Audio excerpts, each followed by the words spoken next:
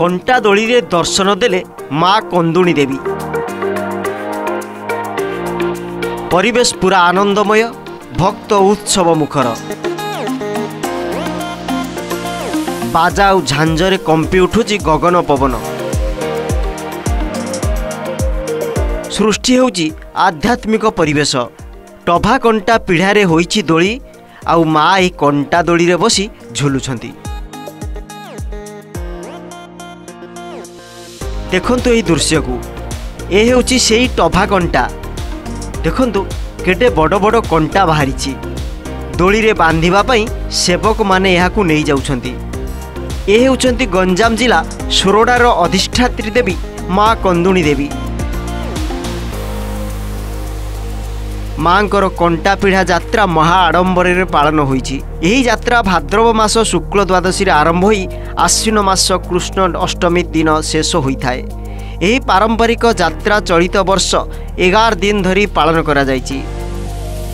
सुउच्च तोरण सह सुसज्जित आलोकमाला यात्रा को अधिक आकर्षण करिछि। माँ को दर्शन करने आसिलु। माँ कृपा, माँ बहुत आशीर्वाद से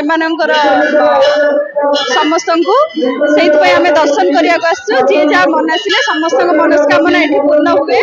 माँ कृपा समस्त को एमती था। ब्रह्मपुर हाँ आगुरी थरे दी थर आसती। ए वर्ष माँ निज आड़ू डाकी से माँ आशीर्वाद पुणी दर्शन करने आस। परंपरा अनुसार जगन्नाथ निकटरू आज्ञामाल आसिबा परे आरंभ हुए माँ कंदुणी देवी एही कंटा दोली यात्रा। यात्रार शेष दिन माँ कंदुणी देवी जड़े महिला देहरे विजे होई सहर परिक्रमा करती। आउ परे पूर्वर प्रस्तुत होइथिबा कंटा दोली रे झुली श्रद्धालु को दर्शन दियंती। एही दृश्य जेतिकी मनोरम सेतिकी भावविह्वल मध्य। कंटा दोली रे बसिबा परे मध्य महिला देहरे कौनसी क्षति पहुँचु नथिबारु माँ कंदुणी प्रति लोकों विश्वास बढ़ुची।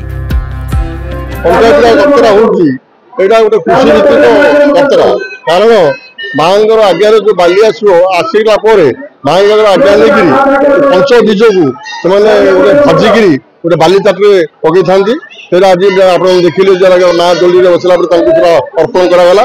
से जो भजा मुग भजा जो पंच बीज माने गछ उठी उठी बीज हो चारा हो महिला एवं ये यात्रा माँ कंटा दोली बसिकी अंचल जन समाज मंगल हम आशीर्वाद प्रदान कर।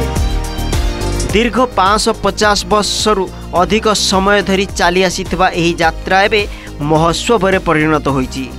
जुआड़े देख रंग बेरंगर आलोकमाला सुउच्च तोरण भली भली स्टल रे बिक्री होउची मनपसंदर जिनिस। आलोकमाला रे सज्जित होईची माँ को पीठ। यात्रा समय रे प्रतिदिन मानसिक धारी माने मुंडन हेबा सहित विभिन्न वेश धारण करी सहर परिक्रमा करिथांती। सबु साहिरु माँ को पीठ को गजामुआ पणा आदि आसी थाए। खूब नीतिकांति सहित माँ को रही यात्रा पालन हुए। परंपरा वयोज्येष्ठ लोक कहवा अनुसार 550 वर्ष है ये यात्रा चली आसी वयोज्येष्ठ लोक मैंने कहते। इतिहास जहाँ कहे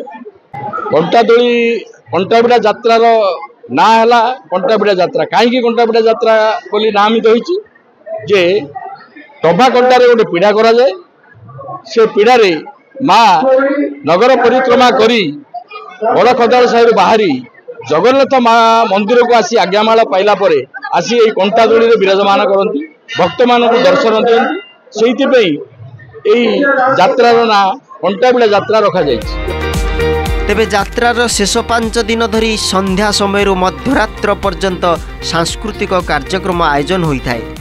एहाकू देखिबाकू बहु दर्शकंकर भिड़ जमे। सोरडा सहित यार आखपाख अंचल तथा जिला बाहरु मध्य बहु श्रद्धालु माँ को ही यात्रा को देखिबाकू धाई आसी थांती।